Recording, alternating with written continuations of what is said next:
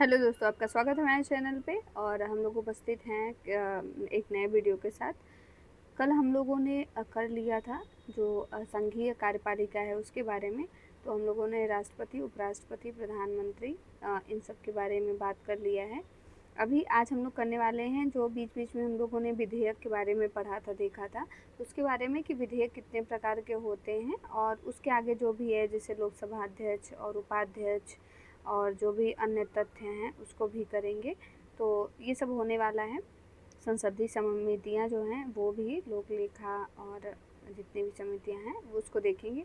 तो चलिए, अभी तक आपने अगर सब्सक्राइब नहीं किया है तो सब्सक्राइब कर लीजिएगा और लोगों को शेयर भी कर दीजिएगा। ये सब एग्ज़ाम के लिए इम्पॉर्टेंट है क्योंकि पॉलिटिक्स सभी में आता है, जिसमें भी जीएस आता है। तो चलिए पढ़ते हैं। देखिए, विधेयक के प्रकार। विधेयक के कितने प्रकार होते हैं? तो 4। साधारण विधेयक, धन विधेयक, वित्तीय विधेयक और विशेष विधेयक। जो वित्त विधेयक में देखिए 2 विधेयक होते हैं, वित्तीय विधेयक 1 और वित्तीय विधेयक 2। और फिर विशेष विधेयक जो होता है, विशेष विधेयक में संविधान संशोधन विधेयक आता है। और इसी संविधान संशोधन विधेयक में एक फेडरल होता है, नॉन फेडरल होता है। जो संघीय होता है वो राज्यों की सहमति आवश्यक है। संघीय में फेडरल जो विधेयक है, बिल है, उसमें राज्यों की सहमति आवश्यक है। चलिए आइए देख लेते हैं इसके बारे में थोड़ी विस्तृत क्या है। तो आपातकाल के समय संसद विधि द्वारा लोकसभा के कार्यकाल में वृद्धि कर सकती है जो 1 वर्ष से अधिक नहीं हो सकता है। ठीक है, आपातकाल के समय, जैसे आपातकाल लगता है ना, हम लोगों ने आर्टिकल किस में पढ़ा था? तो 3 था आपातकाल, आर्टिकल 352, 356 और 360 में। ठीक है, उस समय क्या हो सकता है कि समय संसद विधि द्वारा लोकसभा के कार्यकाल में वृद्धि कर सकती है जो 1 वर्ष से अधिक नहीं हो सकता। मतलब 1 वर्ष की वृद्धि कर सकता है, बाद में फिर भले कर दे अलग से। आपात की उद्घोषणा के प्रवर्तन में न रह जाने के पश्चात उसका विस्तार किसी भी दशा में 6 माह से अवधि से अधिक नहीं होगा। ठीक है,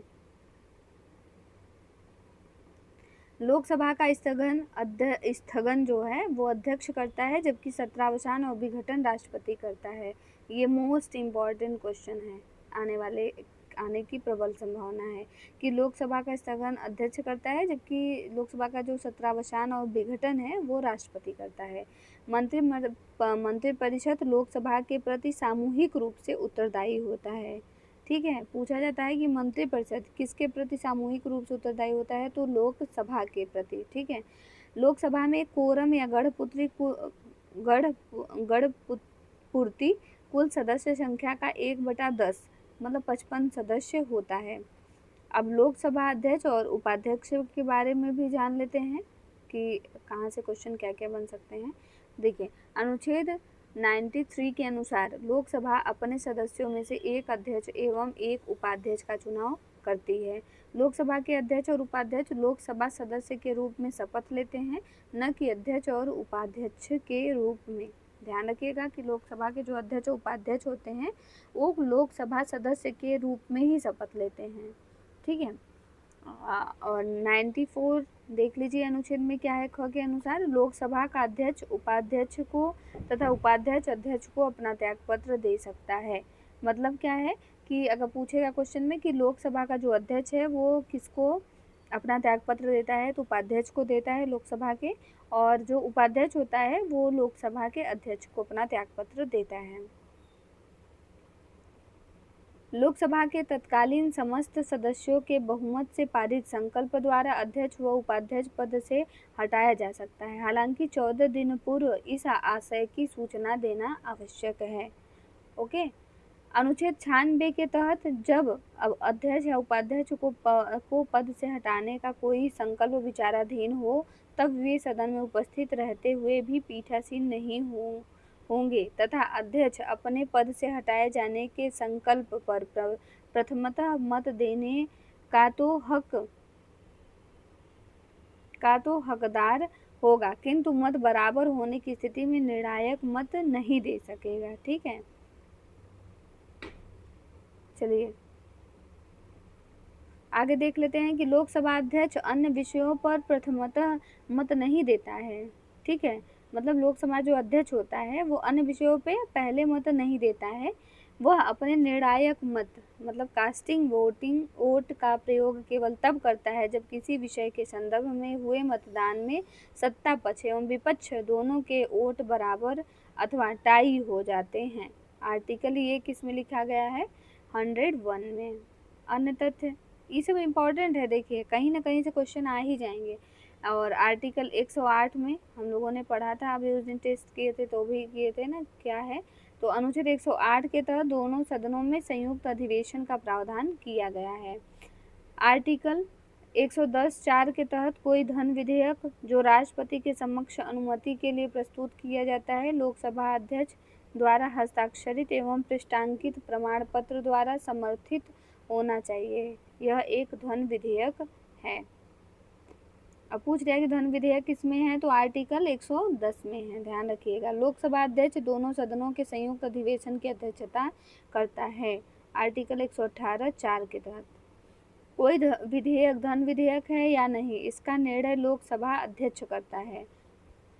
कोई विधेयक धन विधेयक है या नहीं, इसका निर्णय कौन करता है, तो ये लोकसभा अध्यक्ष करता है, इम्पोर्टेंट है। प्रथम लोकसभा का कार्यकाल 17 अप्रैल 1952 से 4 अप्रैल 1957 तक रहा, जबकि लोकसभा का प्रथम अधिवेशन 13 मई 1952 को शुरू हुआ था। अब ये लोकसभा के अध्यक्ष देख लीजिए कि पहले से अभी तक कौन है, तो जीवी मावलंकर सबसे पहले थे 15 मई 1952 से 27 फरवरी 1956 तक। फिर एम अनंत संयनम अयंगर थे, तीसरे हुकम सिंह थे, चौथे नीलम संजीव रेड्डी, पांचवें GS ढिल्लों।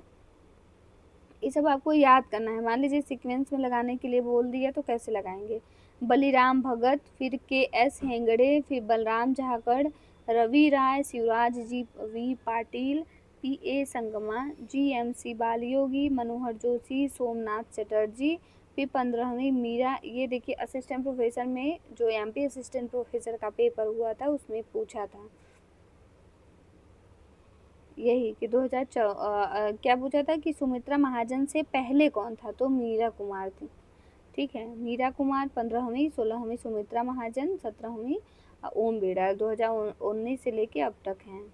ठीक है, देखिए प्रथम लोकसभा अध्यक्ष GV मावलंकर तथा उपाध्यक्ष M अनंत संयनम अयंगर थे, ध्यान रखिएगा, इम्पोर्टेंट है।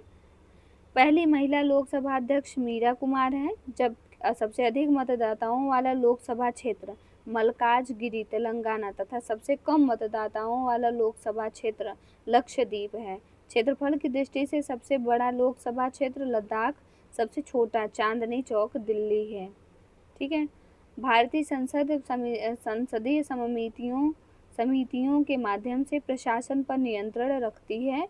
भारतीय संसद का सचिवालय सरकार से स्वतंत्र होता है।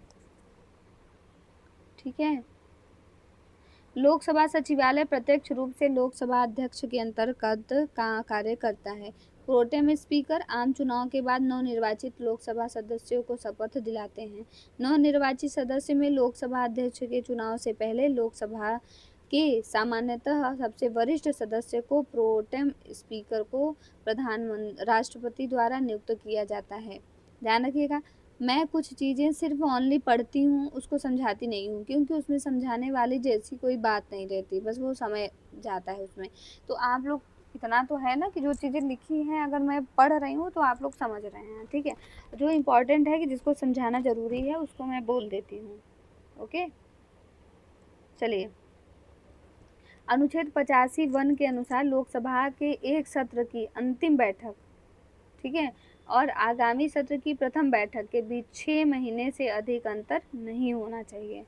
इस प्रकार लोकसभा में कम से कम वर्ष में 2 बार सत्र बुलाए जाने आवश्यक हैं। इम्पॉर्टेंट, लोकसभा के अध्यक्ष, उपाध्यक्ष, राज्यसभा के सभापति, उपसभापति आदि संसद के अधिकारी कहलाते हैं। कोई संसद सदस्य जब 60 दिन तक सदन को बिना अनुमति के अनुपस्थित रहता है तो उसकी सदस्यता समाप्त की जा सकती है। ध्यान रखिएगा कि अगर संसद में कोई भी सदस्य जब से वो संसद का सदस्य बना है तब से अगर 60 दिनों तक अनुपस्थित रहा है तो उसकी सदस्यता स्वतः समाप्त की जा सकती है। चलिए नेक्स्ट देखिए, अनुच्छेद 108 के अनुसार संसद के दोनों सदनों का संयुक्त अधिवेशन तब आयोजित किया जाता है जब किसी विधेयक, धन विधेयक एवं अनुच्छेद 368 के तहत संविधान संशोधन विधेयक के अतिरिक्त पर विचार करने और उसे पारित करने में दोनों सदनों में मतभेद होता है। इसका कहने का मतलब है कि देखिए क्वेश्चन यहाँ से बन सकता है कि अनुच्छेद 108 में क्या है, तो संयुक्त अधिवेशन है। संयुक्त अधिवेशन का मतलब क्या होता है कि दोनों सदनों को एक साथ बुलाया जाता है। तीसरा कि ये अधिवेशन कब होता है, जब कोई धन विधेयक या फिर कोई संविधान संशोधन विधेयक आता है और दोनों भी सदनों में, जैसे राज्यसभा और लोकसभा दोनों में मत में विभेद है, कोई कह रहा है कि सही है, कोई कह रहा नहीं है, कोई पास होना चाहिए, कोई नहीं पास होना, इसलिए ये विधेयक बुलाया जाता है। ओके। अनुच्छेद 118 4 के अनुसार लोकसभा का अध्यक्ष संसद के दोनों सदनों की संयुक्त बैठक की अध्यक्षता करता है। अब तक 3 बार दोनों सदनों की संयुक्त बैठक बुलाई जा चुकी है। वर्ष 1961 में प्रथम संयुक्त बैठक दहेज निरोधक विधेयक पर, ये कब आया, इम्पोर्टेंट, 1961 में। ओके। और 1978 में द्वितीय संयुक्त बैठक बैंक सेवा आयोग निरसन विधेयक पर हुआ था और 2002 में तृतीय संयुक्त बैठक पोटा के लिए बुलाई गई थी। कोई विधेयक धन विधेयक है या नहीं, इसका निर्णय लोकसभा अध्यक्ष करता है, ये आगे भी लिखा है। कोई कानूनी विधेयक संसद के दोनों में से किसी एक सदन के पटल पर रखा जा सकता है। भारत की संचित निधि से धन निकालने के लिए विनियोग विधेयक पारित करना पड़ता है। संविधान के अनुच्छेद 116 के अनुसार विनियोग विधेयक के पारित न होने की स्थिति में जब संघ सरकार को धन की आवश्यकता होती है तो लोकसभा को लेखानुदान के माध्यम से निश्चित अवधि के लिए भारतीय संचित निधि से अग्रिम निधि प्रदान करने की शक्ति प्राप्त होती है। अब आ गया संसदीय समितियां, इससे भी क्वेश्चन बनते हैं, तो आप लोग ध्यान से पढ़िएगा कि संसदीय समितियां संसद विभिन्न समितियों के माध्यम से अपने कर्तव्यों का निर्वहन करती है। ये समितियां सदन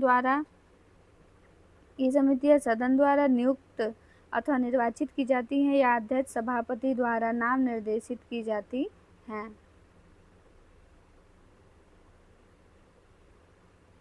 ये अध्यक्ष सभापति के निर्देशानुसार कार्य करती हैं तथा अपना प्रतिवेदन सदन को या लोकसभा अध्यक्ष या सभापति को सौंपती हैं। संसदीय समितियों को मुख्यतः 2 भागों में विभाजित किया जाता है। पहला स्थायी समितियां, दूसरा तदर्थ समितियां। स्थायी समितियां स्थायी प्रकृति की होती हैं जो निरंतरता के आधार पर कार्य करती हैं। इनका गठन प्रत्येक वर्ष अथवा समय समय पर किया जाता है। तदर्थ समितियों की प्रकृति अस्थायी होती है। ध्यान रखिएगा कि जो स्थायी समितियां होती हैं स्थायी होती हैं, जो तदर्थ होती हैं वो अस्थायी होती हैं। जिस उद्देश्य के लिए तदर्थ समितियों का गठन किया जाता है उसके पूरा होने के बाद उसके कार्यकाल को समाप्त कर दिया जाता है। विधेयकों पर प्रवर समितियों या संयुक्त समितियां तदर्थ समितियों का प्रमुख उदाहरण हैं।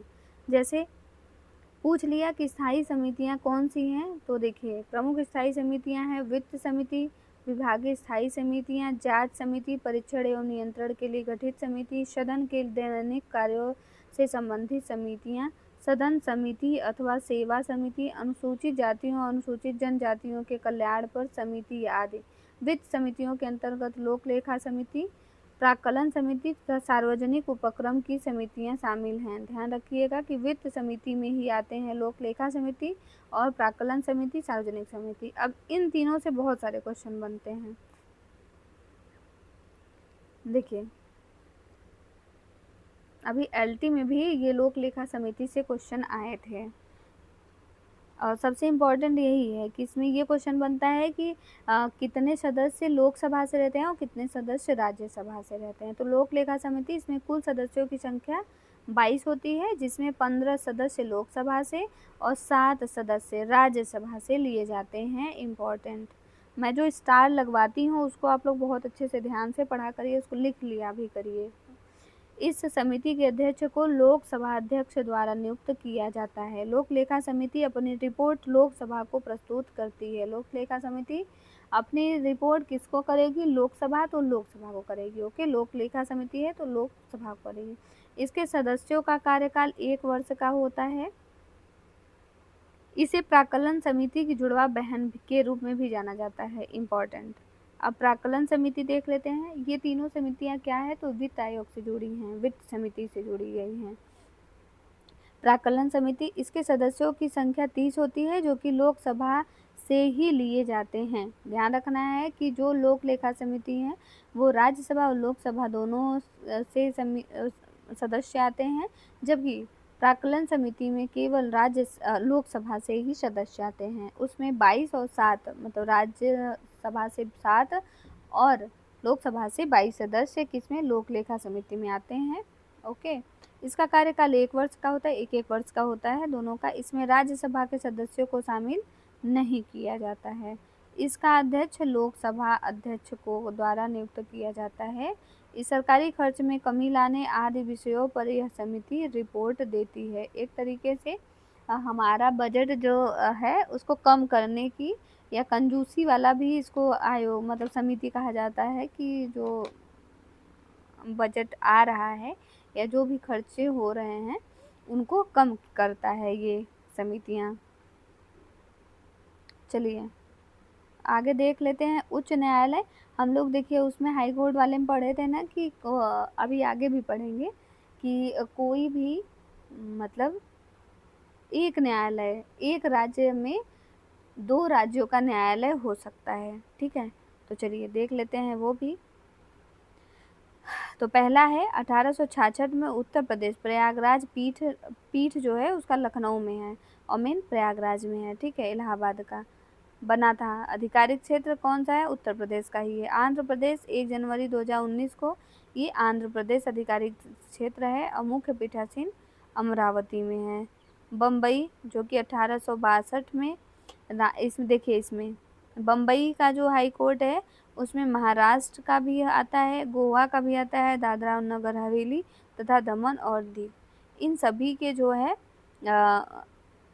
कोर्ट यहाँ बम्बई में है। ठीक है, तो इसका हेड क्वार्टर कहाँ है? मेन मुंबई में है, पणजी में है, औरंगाबाद एवं कोल्हापुर। ठीक है, कलकत्ता 1862, इसमें यहाँ कलकत्ता में पश्चिम बंगाल और अंडमान निकोबार का है क्षेत्र, आधिकारिक क्षेत्र। और मुख्य पीठासीन कहाँ कहाँ है? तो कोलकाता में है, जिसमें सर्किट बेंच पोर्ट ब्लेयर और जलपाईगुड़ी में है। छत्तीसगढ़ 2000 में बना, छत्तीसगढ़ बिलासपुर में है हेडक्वार्टर, मतलब मेन हाई कोर्ट। और दिल्ली 1966, दिल्ली नई दिल्ली में हाई कोर्ट है। गुवाहाटी 1948, असम, नागालैंड, मिजोरम और अरुणाचल प्रदेश में है, गुवाहाटी में।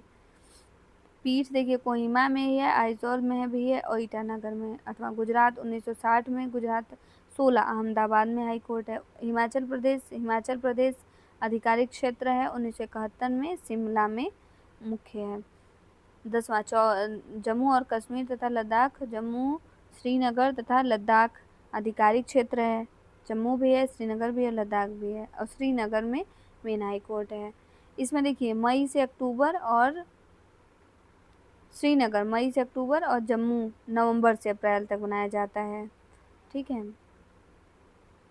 झारखंड 2000 में बना, झारखंड, और ये हाई कोर्ट मेन है रांची में। अभी गए थे जब हम डीवी करवाए नहीं, तो वहाँ पे ही था मेन जो हमने कहाँ डीवी करवाया था अपना, तो झारखंड सरकार का जहाँ पूरा है ना हेडक्वार्टर, वहाँ पे करवाया था। तो वहीं पे पहले हाई कोर्ट पड़ता है, उसके बाद पड़ता है झारखंड, रांची। कर्नाटका 1884 में कर्नाटक बंगलुरु में हेडक्वार्टर है। केरल का केरल एवं लक्षद्वीप, देखिए आधिकारिक क्षेत्र केरल जो है, केरल हाई कोर्ट, तो आधिकारिक क्षेत्र कहाँ है? केरल एवं लक्षद्वीप द्वीप में, कोच्चि। मध्य प्रदेश का मध्य प्रदेश, ये जबलपुर में है। मद्रास का तमिलनाडु एवं पुडुचेरी दोनों जगह का है। मद्रास में चेन्नई है मेन। ऐसे ही सबका आप लोग देख लीजिए और पढ़ लीजिएगा इसको। ओके, तो हम लोगों ने इतना तक कर लिया। कल आज इसी का टेस्ट होगा, काम को, तो आप लोग अच्छे से इसको दोबारा भी पढ़ लीजिएगा, याद कर लीजिएगा। ओके, फिर हम लोग मिलते हैं किसी नेक्स्ट वीडियो के साथ साथ। तब तक के लिए धन्यवाद। और हाँ, एस्टेट का आ गया है फॉर्म, जिसने भी अभी तक एस्टेट नहीं भरा है, मतलब नहीं पास है, वो क्वालिफाई करने के लिए अपना फॉर्म भर ले। और ये मतलब वीडियो भी दिया गया है, तो आप देख सकते हैं कि क्या क्या चाहिए, कैसे करना है। ओके, धन्यवाद।